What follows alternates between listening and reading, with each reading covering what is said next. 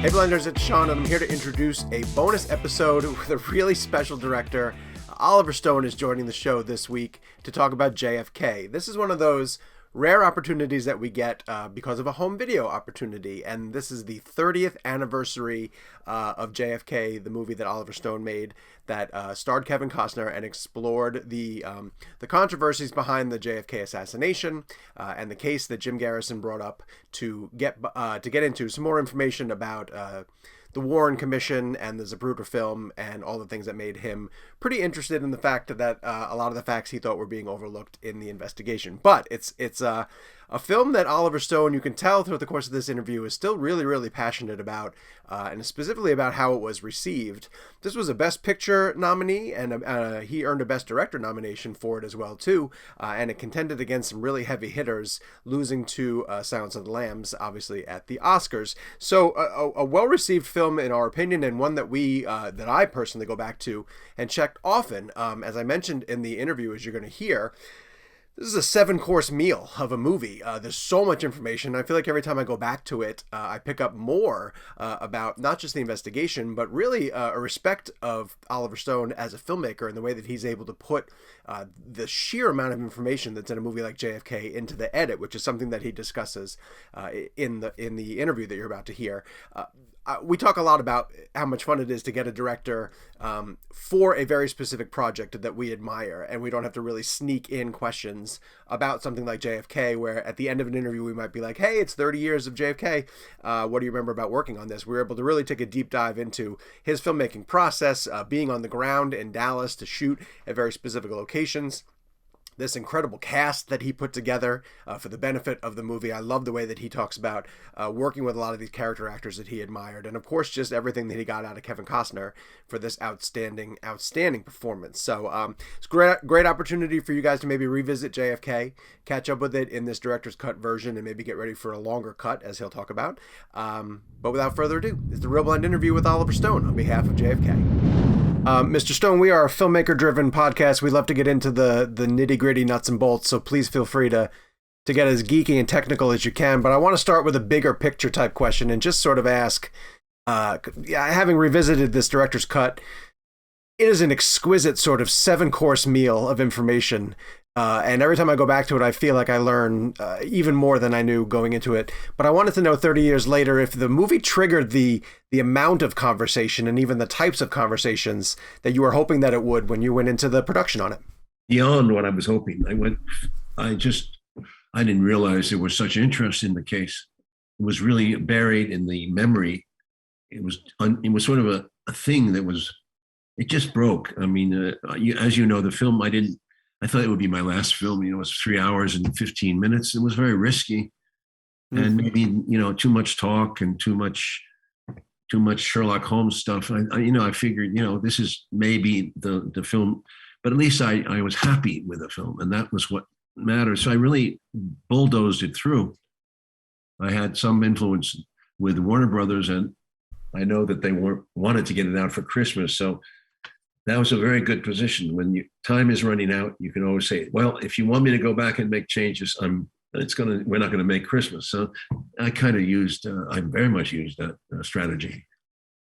Mr. Stone, I've always been interested in asking this because I'm a big Robert Richardson fan. I think he's one of the greatest DPs in the history of cinema. And the way you go back and forth between different film stocks and different like 16 millimeter, 35 millimeter, 8 millimeter, there's so many different film stocks and like archival footage you're using throughout the film.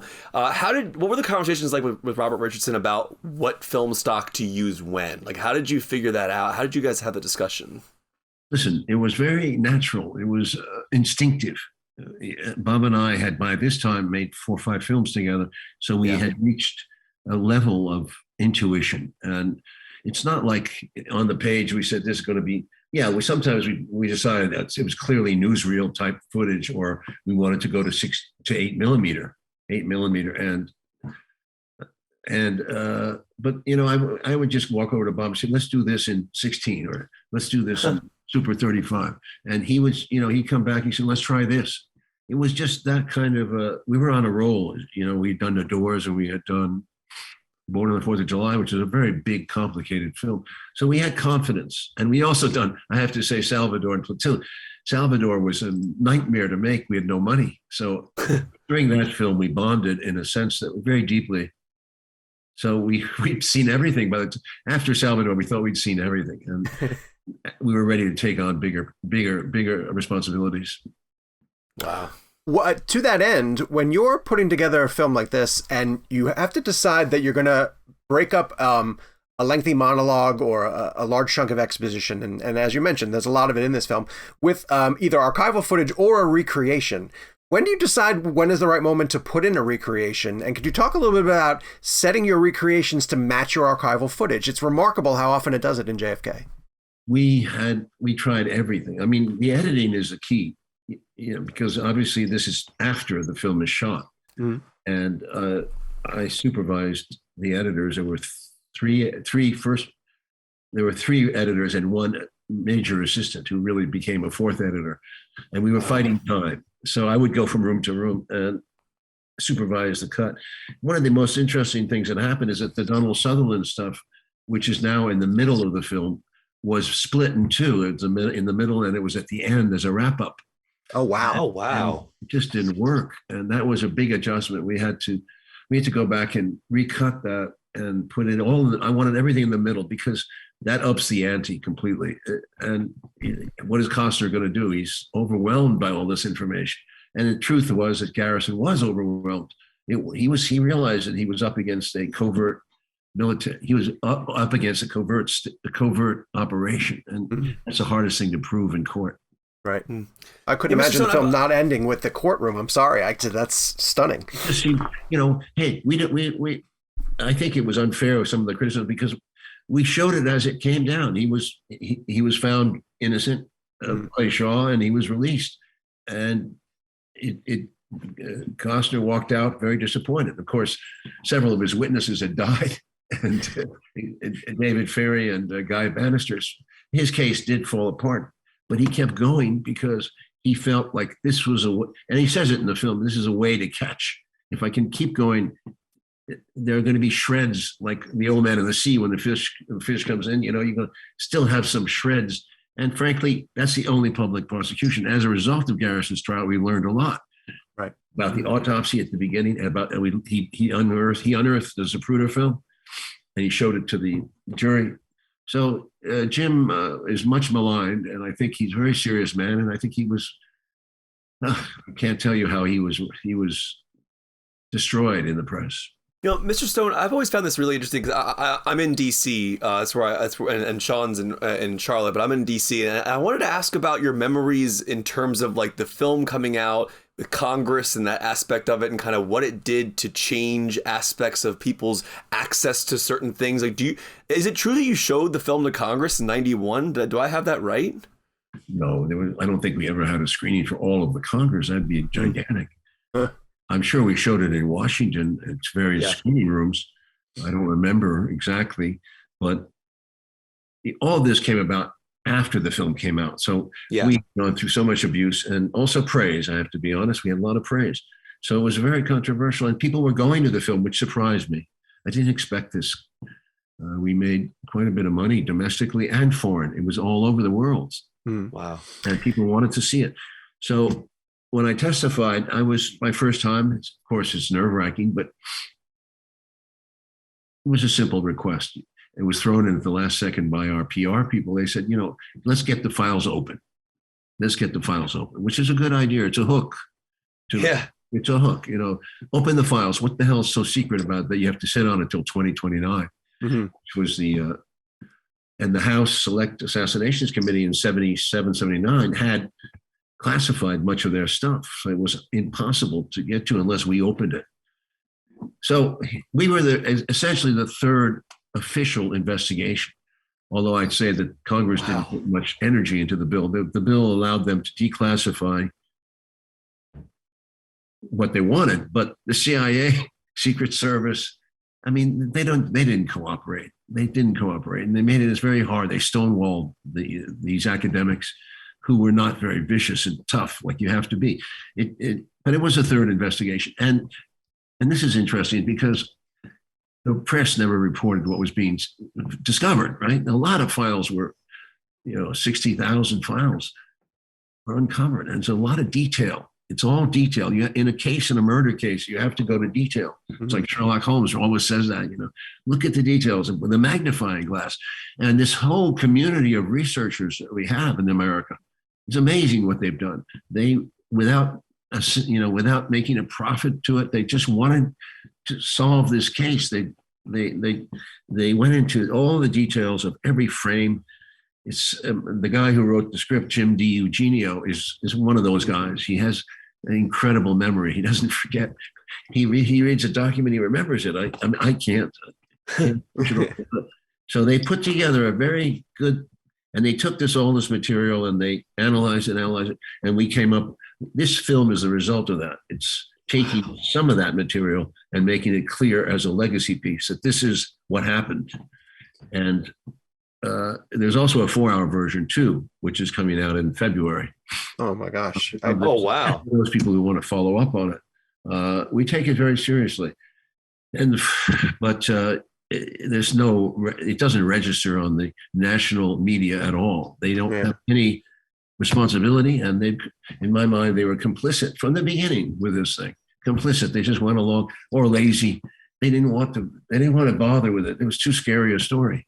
Mr. Stone, I've always found you to be an incredible filmmaker for two main reasons. One, you make entertaining films, but at the same time, I learned so much watching your films. And one of the beauties of you as a filmmaker is when I watch your work, I can feel the passion of what you're trying to do through the work, because it's important what you're trying to tell people. And I wanted to ask you, as a director, like in your mind, balancing that, the idea of like, okay, we need to entertain an audience, but at the same time, I'm very passionate about the material and I want this to get across. So like, how do you, I'm sure it's probably a balancing act you've probably been trying to figure out for years, but how do you decide on that and balance? I don't think there's a contradiction. I think that if you know the material and you find it exciting to you, it'll be exciting to others, because I have an ability to transmute, to alkalize, alchemy. You make something, it works if you're genuine and passionate. And I think that's true for no matter what film you do. So it's a nice conjunction when the audience and you come together. Very rarely does it happen. I mean, passion, of course, can lead you the wrong way. I don't want to be feverishly passionate about something that could be wrong. So I had a lot of people around me who were in the research community. I had good advisors. I had people come in. I would talk to a lot of people as I was making the film. Didn't want to make a fool of myself. And things we've learned more since 1991, but that film essentially holds. Yeah, no, it really does. I'm also stunned, going back to revisit it, of the sheer amount of amazing actors that you had lined up for this one. Yeah. And I mean, like, you'll get Walter Matthau for, a scene, essentially. So can you talk about the casting process? Were people lined up at the door to contribute to this one with you? Are there certain people that you wanted to get that you maybe didn't get? At the time, I think, first of all, Warner Brothers wanted to make the film with me. They liked me. And I sold it to them as a murder story that would put a lot of tension, investigatory, that sort of along the lines of the thriller films in the 70s. They wanted a star because the budget was bigger than, it was 40 million plus 42 million. Costner was their ace in the hole. He had just done Robin Hood for them. He was their ace in the hole. So Harrison Ford turned it down, and Mel Gibson I don't know if Mel Gibson turned it down, but anyway, we ended up going to Kevin, and he was scared of it a bit. His wife played a key role here at that time. She played a key role, and Mike Ovitz at CAA played a key role in bringing him into the film. The more he read, the more he researched, the more involved he got. Mm-hmm. And the other thing that was true about this film is that I got the star, but in other words, they didn't care about who I cast in the smaller roles, but I cared, because if you think about how complicated the film is, you want to have a face like Jack Lemmon or Walter Matthau or John Candy or Kevin Bacon, somebody who can make an impact in a few moments, so that you remember the link, because a lot of this evidence is tricky. So you remember, oh, that's the guy who, that's the guy, that's the woman who. So I tried to make it so it would be visually memorable. Oh, wow. I couldn't believe looking at. Oh, I'm sorry, Kevin. I couldn't believe that Costner didn't get an Oscar nomination. Like, I was looking back over the sheer number of nominations that the film got. I was like, well, clearly he got in there. And when he wasn't there, I was blown away. No, there was, there's a lot of old guard in Hollywood, and there was certainly a strong negative reaction too. Mm. Yeah, Mr. Stone, you mentioned Harrison Ford passing on the film, and like you think about like history and like movies and like who would have been in what role, and it is interesting to go down that rabbit hole, but obviously whatever we end up with is what we know. But I was just curious, like in terms of Harrison Ford, did like when he passes on a movie, like do you meet with him first? Are you guys working together for a bit of time? Like what was that process with Harrison like? No, I met with him. We talked about the film. He read the script and he passed. It's I don't think it was like the script. It was like he didn't want to get involved in the sense of, I think he sensed that it was a hot potato. Gotcha. That's my, but you never know. Yeah, that's interesting. This film is, I believe, the second of 3 collaborations that you've done with John Williams. And I was curious because he's, largely considered Spielberg's guy, and Spielberg approaches history in a different way. When do you realize that the project you have is what it requires what John Williams can bring? John Williams is John Williams. Beyond Spielberg, he is a modern maestro, and he's done so much. I mean, he's an institution, and he loved Kennedy. I sensed that right away. In fact, it's interesting to note that he wrote the score, the first draft of the score, off the script. In fact, he may have started it before he even saw the script, because when we went to him, JFK meant something to him, and I think he was paying respect to him by writing the score with a profound score. Oh, that's fantastic. That's incredible. I was reading somewhere, and I you never know what you're reading on the internet if it's real or not, but I believe you shot some of these scenes in the real locations that the events occurred. And I wanted to ask you about some of those specific locations that you sought out, and how you were able to kind of pull that off. And like, was there a particular location that was more tricky for you to be able to like execute? Oh yeah, it was Dealey Plaza was our opening. We went right to the horse's mouth. I mean, that's very complicated technical stuff. And we shot the president, the actor who played him. We shot him at least 10, 20 times, in various positions for angles. We had a lot of camera, and wow, in the middle of Dallas, which is not that big a city. I mean, you can hear the shots, and it reverberates through the canyons. And it was quite something to see a motorcade like break into chaos, and people got into it, man. It was wow. I believe 2 to 3 weeks there. I was exhausted because I was running from one end of Dealey Plaza to the other. It was, we had so much to think about. It was really one of the most complicated layouts, but we got everything, and we never went back. I don't think we could have gone back. We got permission barely from the Dallas City Council, I think by 1 vote. And our location manager was on top of the board, taking them out to dinner, trying to charm them. But I think the vote was 3-2, something like that, to permit us to shoot there, because they thought, I'd made Born on the 4th of July, and I was okay, but I was controversial too, I'd also made the sixth floor museum, which is up there, is a bit of a fraud. It really is, in the sense that they sell you the story of Oswald shot it from this window on the 6th floor. So they wouldn't give us the 6th floor because that was where the museum was. We shot on the 7th floor, which is a little bit higher, but it's good enough to get the sense of the direction. Can I ask you emotionally, like stepping back, you're making a movie and you're operating, and everybody, you and Bob, everybody's, you're in the middle of filming it. But as you are recreating that moment emotionally, just for you, like, do you remember like what was going through your mind? Were you able to step back from it and go, this is crazy that we're like recreating this in the exact spot? It must have been wild for you as a filmmaker. It was a responsibility to, I didn't want to screw it up, certainly you feel ghosts. There's things like that.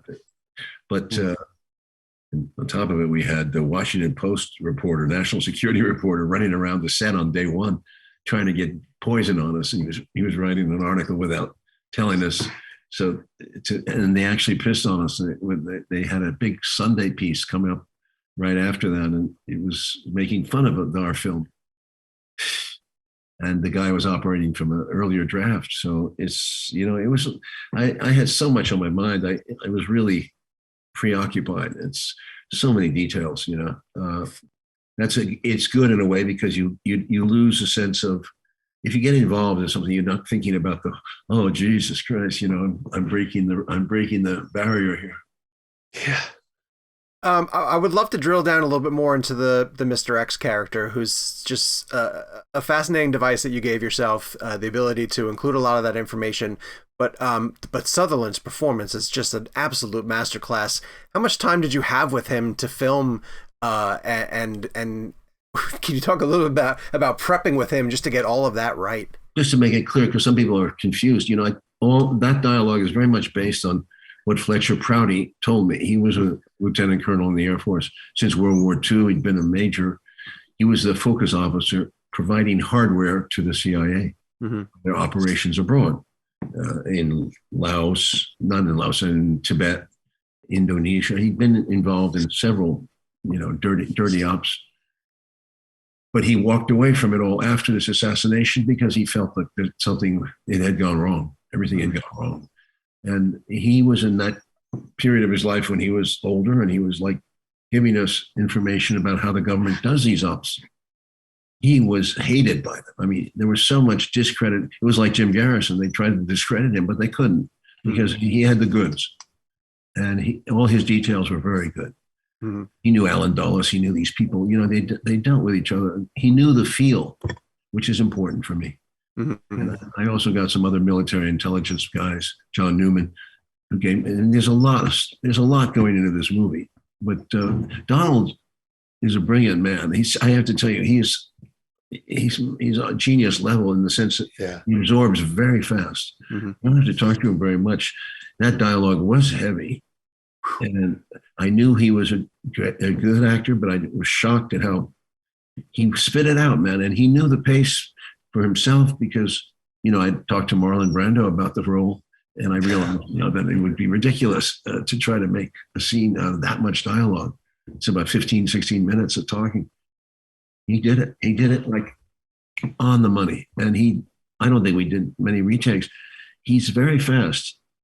He's very smart.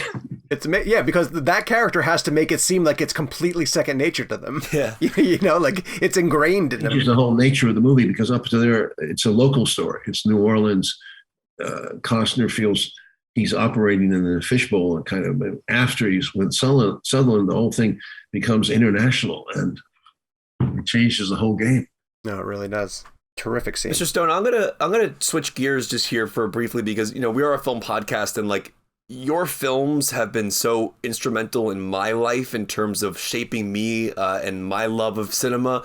And the film that I always think about when I think of you in terms of just my childhood, it was Natural Born Killers, because I remember, I know it sounds weird, but I would go to Blockbuster every single day, every other day, and I would pass by the Natural Born Killers VHS sitting there. And I just remember that film, and I remember finally seeing it and being like blown away by it. And I know Tarantino wrote the story for it. I wanted to ask you, just if you don't mind asking about that experience now, all these years later, what that film means to you now, like, because that was the film that like kind of introduced me to your work at the age of 10. So I think it's a very maligned film.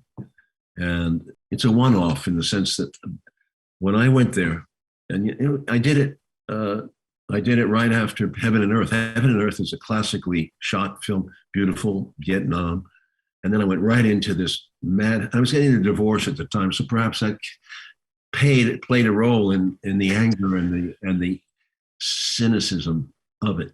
But I was really down on the press. The media had pissed me off so much with the JFK case, and now here they were in this. I saw the luridness of what TV reporting was going to.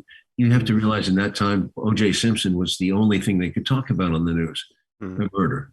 And there were various other violent acts, but that's what they focused on to get the ratings. So the whole country seemed to be mad. We were driven by the need to see violence, which is a problem in America. It really is. And if you look at your just TV shows, I mean, it's just normal to have violence, to have some kind of good versus bad resolution. It's sad that we raise kids this way.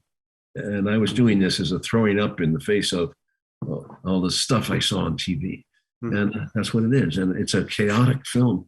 I love it. I spent a lot of time in the editing room. It's about 3,000 images or something like that. It's a hell of a film. And the editors were great. Great. Love that movie. Thank you for answering that. And Bob shot it like crazy. We all were crazy at that point. Yeah, it's a really interestingly well shot film. It's chaotic's probably the best way to put it. I mean, it is absolutely insane. It's controlled chaos. We didn't control it. And then we went back and did Nixon, which is a completely different style, which I loved, very classical style, but using some of the madness from the Natural Born Killers. Wow, it's kind of cool. It's very much what I love about your filmography is right as people are trying to pigeonhole you into something, you go in a completely different direction. Yeah. No, fuck them. Yeah, exactly. Well, to that end. Spit my water out. No, to that end. The one thing in life I have a problem with is summing people up. They come in and they pigeonhole you. They say this, that. It's so boring. The thing about being a dramatist is being able to change identities and slip around things and become Richard Nixon or Jim Morrison, or just have fun with it and you go outside yourself in the year that you make that film. And I did. I beat Jim Morrison in one film, and then I turned into Richard Nixon in the next. You do. Can I ask about the real fast? You said you're Jim Morrison, then you turn into the other. Do you think of it like that? Like you're that person telling the story, kind of? I identify with the character. So when I did George Bush, the people say, "Why are you doing George Bush?" They didn't understand that I have to get in his shoes. I have to empathize with him. It's not like I approve of what he did. I want to understand how you can go to war like that and how you can believe this nonsense. And the same thing is true about Nixon. I mean, Nixon hurt our country in many ways, but I knew my father, and I had that, and I wanted to get inside that character. So that's really what it's about, getting inside people. Knowing your fascination for controversial world leaders like this, are you workshopping a Trump project that we should brace for in a few years? I would watch that. Yeah, he doesn't interest me as much because I know I'm not going to do it. Good. Real quick, I just want to end on this, if you don't mind, because we're running out of time. You said earlier that you thought that this might be your last movie, which is fascinating to me because it ended up becoming so beloved and was a Best Picture nominee. And so, you said basically your response to the people who want to pigeonhole you is fuck them. This is a bit of a victory lap for you. Do you see it that way? Do you see the fact that the movie is still the topic of conversation 30 years later and has had that resonance? Do you feel that you succeeded, that it went beyond what you ever dreamed possible for it? It went beyond in the underground sense. I mean, there is an audience for the film, but the official academies of whatever the establishment calls, it's not acceptable. So, it's always that way. But I think America's got to grow up, and stop seeing, they can't accept the idea of assassination of a president and that we did it. That they can't accept the idea that we're like the rest of the world. We are. Things that happen in France, Russia, Italy happen here too.